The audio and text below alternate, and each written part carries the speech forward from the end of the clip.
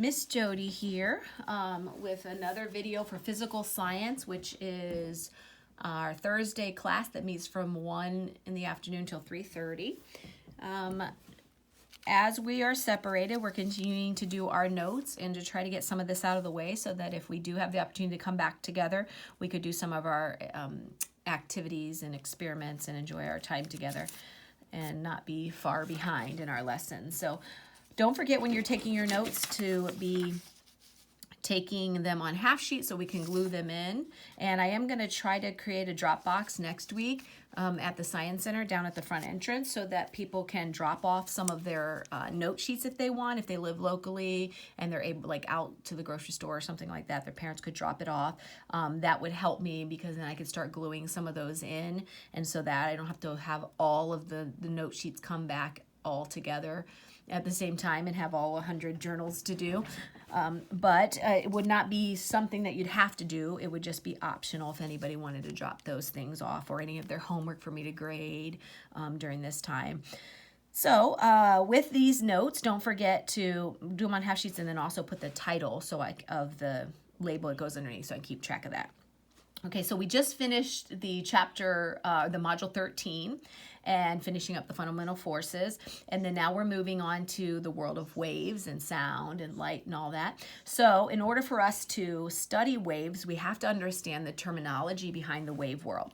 And so if we look at a wave is a periodic back and forth motion, and that motion we would call oscillation. Okay, that transmits energy. So there's this back and forth motion going on, and this back and forth motion is able to transmit energy, and that's what we would call a wave. Now, anytime you hear oscillation, you know right away, back and forth, back and forth, back and forth, you're going to be talking about waves, most likely.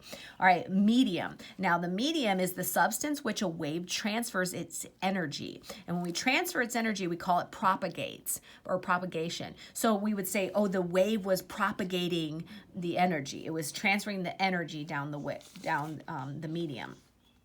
And so medium or media, if it's plural. All right, so I picture it here like this little water wave here.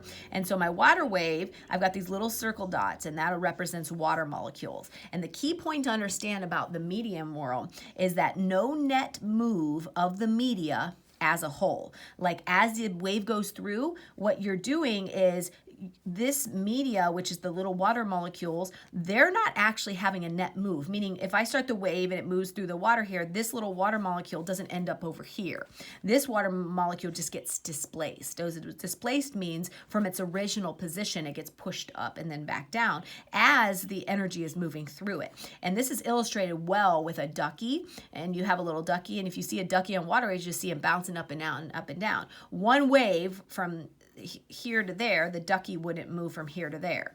He would just move up and down on the waves. So there's no big net move, okay, of the media. And like this water molecule wouldn't end up over here. It would just be displaced. Because what's happening is it's transmitting energy, not the matter. So the matter would be anything made of atoms, has mass and volume, right? And so this is not actually moving from here to here, but the wave is moving through the medium. All right, so with the wave world, we also have types of waves. So the types of waves, transverse and longitudinal. So in the transverse world, what's going to happen is a wave in which a direction of propagation that is perpendicular to its direction of oscillation.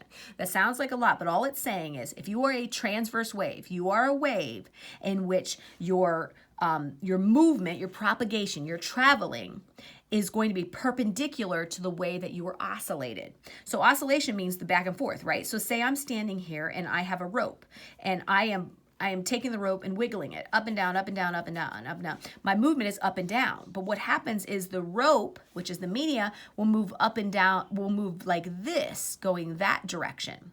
So the energy will move this way as I'm forcing this up and down movement. So that's perpendicular and that 90 degrees there. So whenever you have the wave of the oscillations going this way and then the wave moves that way, you're going to call it a transverse wave. Now, The other type of wave would be the longitudinal wave. Now, the longitudinal wave, we always illustrate this like a slinky. Okay, so this is my try-to-be version of a slinky. So a wave with a direction of propagation that is parallel to its direction of oscillation. So again, sounds like a lot of words, but all it's saying is the direction of propagation, the direction of travel, which is this way, is going to be in the same direction as the oscillation, where this one is perpendicular to it. This one, you squeeze the slinky, let's say, and then you let it go, and you are squeezing it this way, and then parallel to it, the energy travels that way. So longitudinal will be parallel traveling. This one will be perpendicular traveling to oscillation. And so when we look at waves, we have different types of waves that fit in these categories. So transverse waves like water, which we see here, the transverse wave, electromagnetic waves, all of them, radio, microwave, infrared, visible, ultraviolet, X-ray, gamma, those are all going to be transverse in their type. And then seismic waves, remember when we were studying earthquakes, there was the seismic waves, there were the S waves, and those particular S waves are part of the transverse. But if you look at longitudinal, we have sound. Sound is a longitudinal slinky-like squeeze and spread out. Ultrasounds are going to be longitudinal, and then the seismic P waves, if you remember when we studied those earthquakes. The P waves are going to be sometimes referred to as pressure waves, and it makes sense because think about you're squeezing this slinky. You squeeze it, and then it spreads out, and then it creates a form of pressure that when it's compressed, and then spreads out, whoom, off it goes. So it's a pressure type wave, and so you'll hear that referred to like that a lot. All right, now with waves, there's also what we call characteristics of waves, and that means that there's certain things we can always look for in the wave world, and as long as you memorize these and figure out and visualize what they are, then anytime you study a wave, you're always going to be using these 4 characteristics. And so it's so much easier to understand when we study sound or we study light or whatever. All right, so the first one is called wavelength. Wavelength is any 2 corresponding points on adjacent waves. So what that's saying is if you take a look at my transverse wave, I have this little up and down, right? And so as it's moving, I have crest, and I've got the trowel, the down part of it. So if I want to figure out the wavelength, it's the length of the whole wave. So where would I mark it? From the crest of one to the crest of the next. So from crest to crest or trowel to trowel. That would be a full wavelength. And then when it comes to longitudinal waves, we have a similar thing, but more like the slinky, like we talked about. So what we would do is we'd go from squeeze to squeeze, which squeezes we would call compressions, or the spread out part of it to spread out part of it, and that would be called the rarefaction. So we would go compression to compression or rarefaction to rarefaction, and that is the terminology for the longitude versus the crest to crest and trowel to trowel. Now wavelength is going to be, in equations, it's going to be the symbol we call lambda. So it's kind of this weird looking guy here. And so whenever you're doing equations with wavelength, you'll see that in there. And it's going to be measured in meters, which makes sense because this is a distance of what's happening here of the wavelength, how far are the wavelengths, how big the wavelengths are. So it'd be in distance in meters. All right, then we have what we call amplitude. Now amplitude is the maximum distance the particles are displaced by the wave. So what that would mean is, say I throw a little rock in the water here, and this is my little water wave here, it would start making these ripples, and these ripples would be displacing the water molecules, and there would be this pretend like little axes. You see the blue line in between here? That would be the water before I threw the rock in. That would be the axes, the undisplaced water, just the absolutely still water. And then I throw the rock in and it begins to create these ripples and displace the water. So my displacement would only be from the axes to the top of the crest or from the axes down to the trowel. So however much the water is displaced would be my amplitude. If I threw in a big rock, let's say over here, look how much more the wave is displaced. And that would have more amplitude. And so it's directly related to the energy of the wave. So the more energy I put in, then I'm going to have more displacement, right? And so less energy, I'm going to have less. And so our amplitude, same thing with the longitudinal, how much energy I put into this to the slinky type wave is going to make it squeeze harder and spread out more and squeeze harder and spread out more or whatever. So my amplitude is going to be measured in meters, and that makes sense because this is also a distance measurement, or this from here to here. And so when I'm looking at amplitude, I would be measuring it in meters. Then we have frequency. Now, frequency is the number of waves that pass a given point per unit of time. And all that means is, if you can illustrate my frequency here, I have this little transverse wave and I have this line, and that line, let's say that line is me, my stomach or something like that, or whatever. So if a wave is coming at me in 1 second time, how many times will it hit me? 1, 2, 3, 4. It will only hit me 4 times. And then, but this diagram, I have a higher frequency.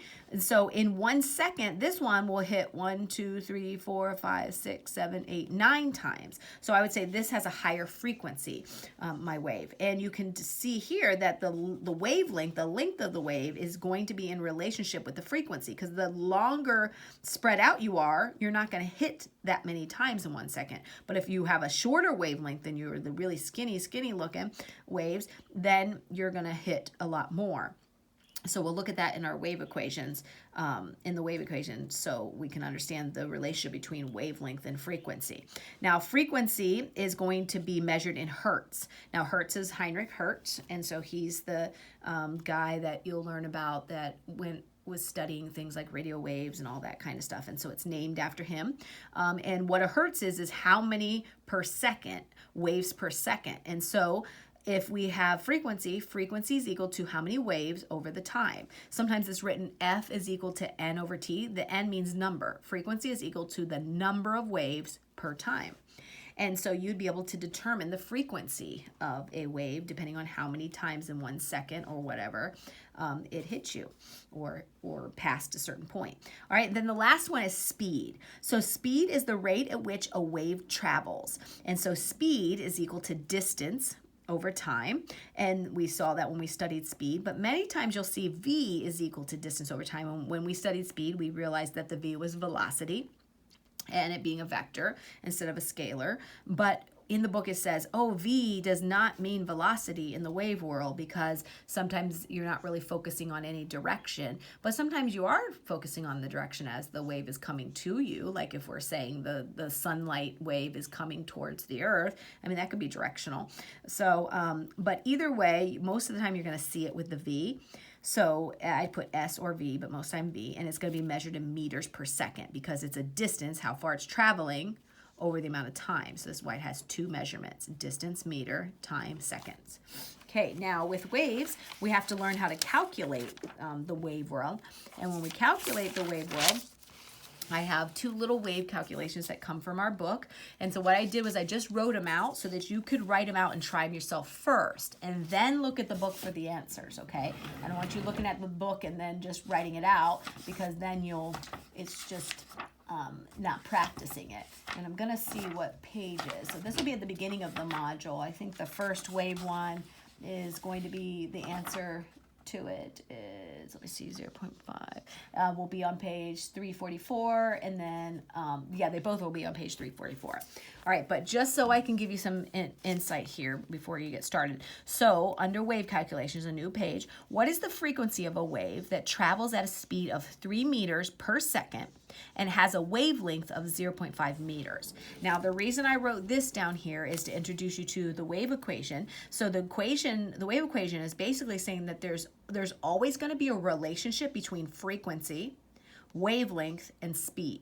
So depending on what you're going to be looking for, if you're looking for frequency, the frequency will be the speed divided by the wavelength. If you're looking for the speed or the velocity, okay, but it would be the frequency multiplied by the wavelength, okay? So you would just figure out what your question is going to give you, and then you would calculate it there.